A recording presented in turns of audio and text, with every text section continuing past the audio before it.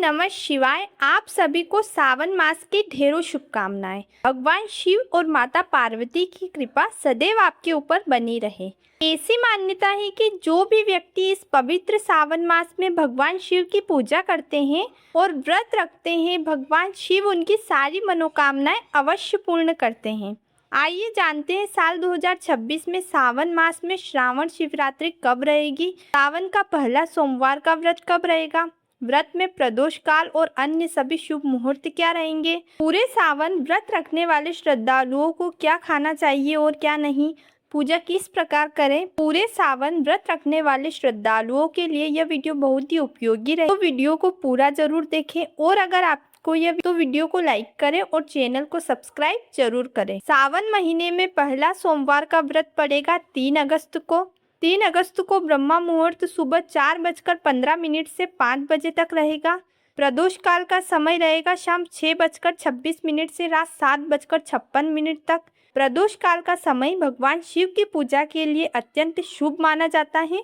इस समय आप शिवलिंग का जल अभिषेक, रुद्र अभिषेक आदि कर सकते हैं। हर सोमवार आपको प्रदोष काल में भगवान शिव की पूजा अर्चना करके कथा का श्रवण अवश्य ही करें। इस बार सावन में कुल 4 सावन सोमवार के व्रत पड़ेंगे, जिसमें पहला सावन सोमवार का व्रत रहेगा 3 अगस्त को, दूसरा सावन सोमवार का व्रत रहेगा 10 अगस्त को, तीसरा सावन सोमवार का व्रत रहेगा 17 अगस्त को और सावन का आखिरी सोमवार का व्रत रहेगा 24 अगस्त को। इस बार सावन शिवरात्रि का व्रत 11 अगस्त दिन मंगलवार को रहेगा। इस दिन दूसरा मंगला गौरी व्रत भी रखा जाएगा।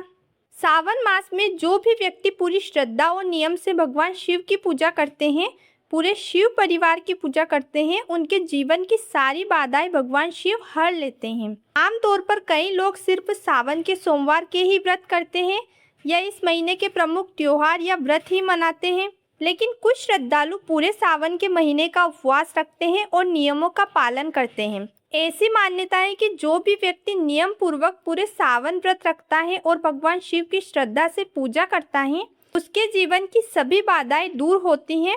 तो सबसे पहले तो सावन व्रत के पहले दिन यानी कि सावन मास जब से शुरू हुआ 30 जुलाई दिन गुरुवार सुबह ब्रह्मा मुहूर्त में स्नान करें। अपने घर पर ही भगवान शिव का जल अभिषेक करें, पंचामृत से भी अभिषेक करें।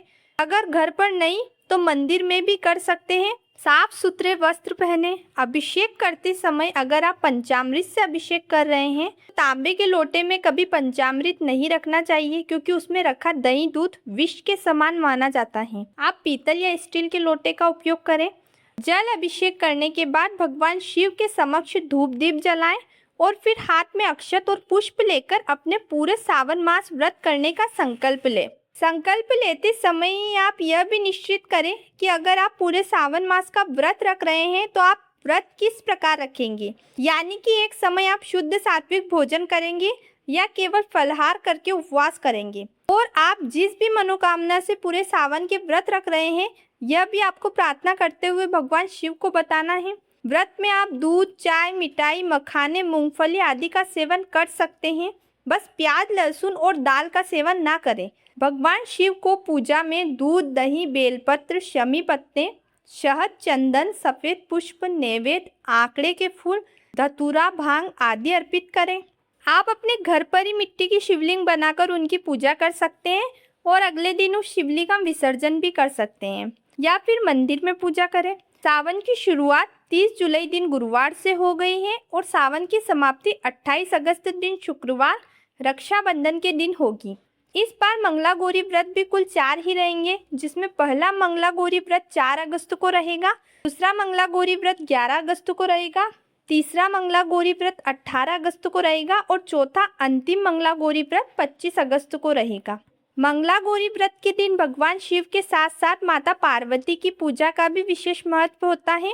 सावन शुरू होते से ही पहला व्रत संकष्टी चतुर्थी, जो कि इस बार गजानन संकष्टी चतुर्थी रहेगी, 2 अगस्त दिन रविवार को रहेगा। 9 अगस्त दिन रविवार को कामिका एकादशी का व्रत रखा जाएगा। 12 अगस्त दिन बुधवार को हरियाली अमावस्या रहेगी।